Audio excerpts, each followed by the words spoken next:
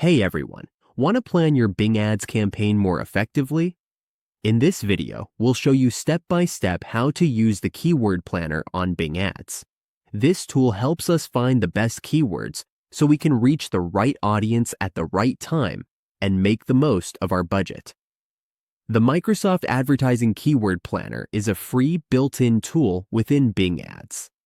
It is made to help us research, find, and analyze high-performing keywords for search campaigns.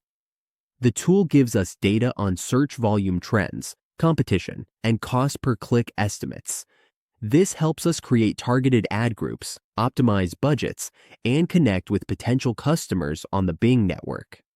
The Keyword Planner on Bing Ads helps us research and choose the best keywords for our campaigns.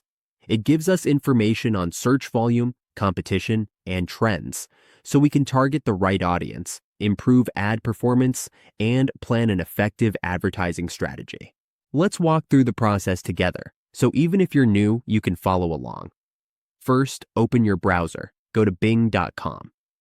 On the bing.com homepage, click on the search bar and type Bing Ads. You'll see the search results. Click on Microsoft Advertising or Bing Ads Advertising. Click this one, and now we are on the Microsoft Advertising page. To find the Keyword Planner, go to your Tools. You'll see Tools in the lower left part of the page, below the settings. Click on Tools. Then go to Advertising, Targeting, and Tracking. Here, you will see Keywords. Click on this, and now we are in the Keyword Planner. Here, we can find tips, see Keyword Planner statistics and performance, add negative keywords, and set everything up by choosing the right advertising options. Everything we need is here. None. That's it.